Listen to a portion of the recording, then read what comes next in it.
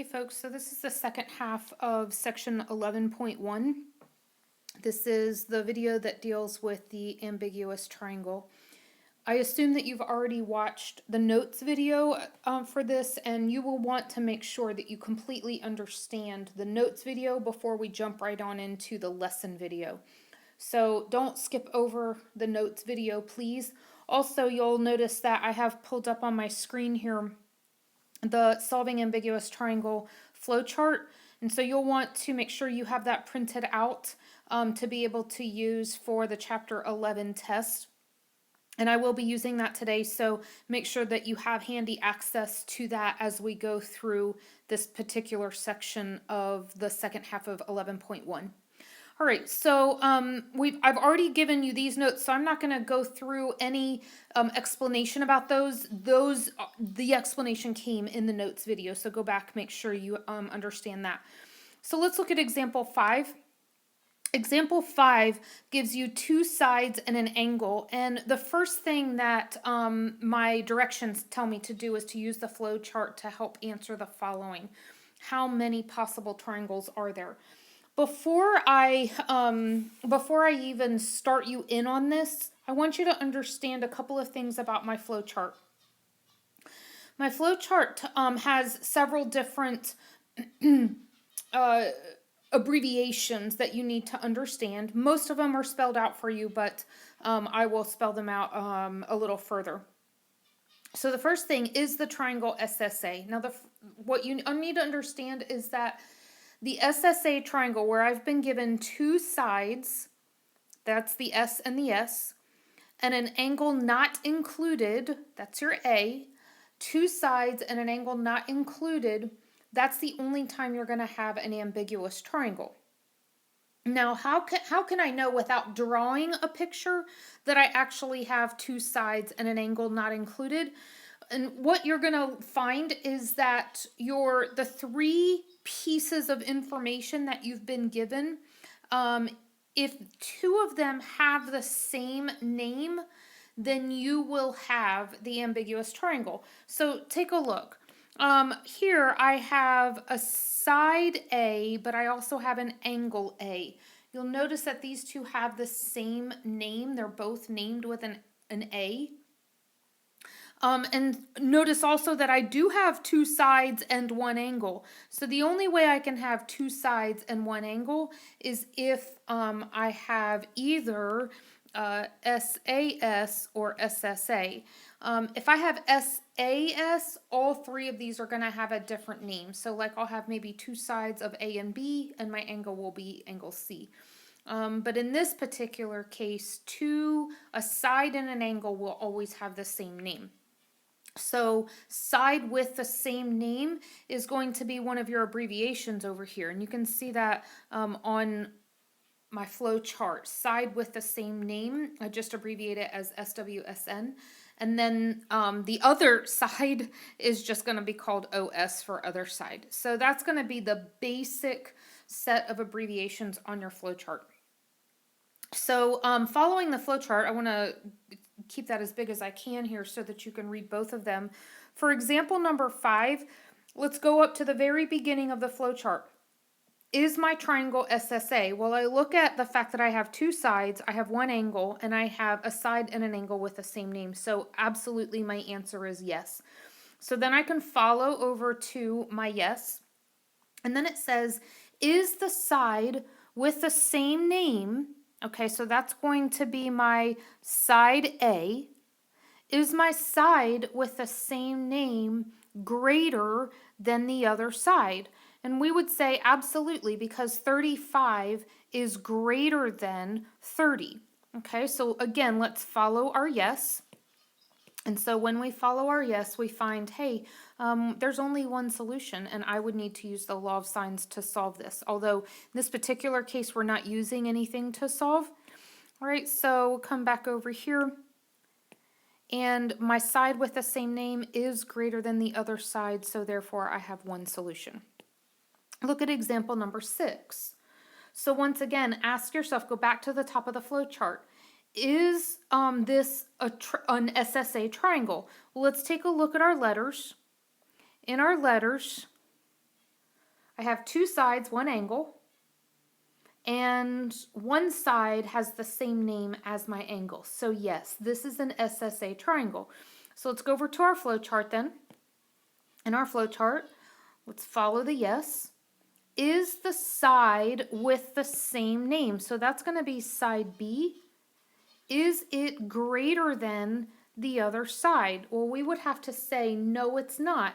So let's follow then our no, because our side with the same name is smaller or less than the other side. Okay, so then the next question that we're asked, the angle that I have, is it acute or is it obtuse? And you come over here and you see that angle B is 54 degrees. So that's an acute angle. So you want to follow the acute. And then we're going to run the test to compare the side with the same name to the height of the triangle. Now the test comes from what I gave you in the notes video. Okay, so let me unhide a few of these things here in example number 6. So what we have, first of all, is that the side with the same name is less than the other side. So we're going to run our test here, and here's our test. We want to compare the side with the same name to the other side times the sine of my angle. Okay, so let's plug in what I need to. The side with the same name is going to be my side B. The other side is my side C. And then I want to take the sine of my angle, which is 54 degrees. And I can plug this into the calculator, and I can see that 28 times the sine of 54 is 22.65. So 23 is greater than. All right, now I've already uncovered that there's two solutions, but let's see how we find that according to our flow chart. So go over to your flow chart, and on your flow chart, you'll notice that when we run the test, in our case, our test said that the side with the same name was greater than. All right, so if the side with the same name is greater than, then this is the option that we're looking at. And since it's greater than, then I know I have two solutions. Okay. All right, moving on then. So on the next one, we're supposed to actually solve the triangle. Okay, so let's go ahead. First of all, before we can solve the triangle, we need to figure out how many solutions do we have on our triangle. So we need the flow chart for this. So we ask ourselves, first of all, is this an SSA triangle? Yes, it is. Two sides, one angle, and I have two things with the same name. And so then, let me uncover this. Side with the same name is less than the other side. So let's come over to our flow chart. When the side with the same name is less than the other side, I'm going to ask myself about the size of the angle. Well, in this particular case, my angle is acute because it's 82 degrees. So we need to run the test. All right. So let's come back over here.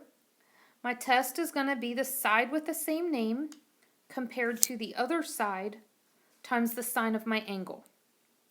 So go ahead and plug the right side then into your calculator and you'll get 10.799.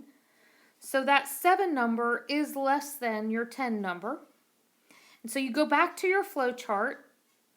When it's less than, let me get over here.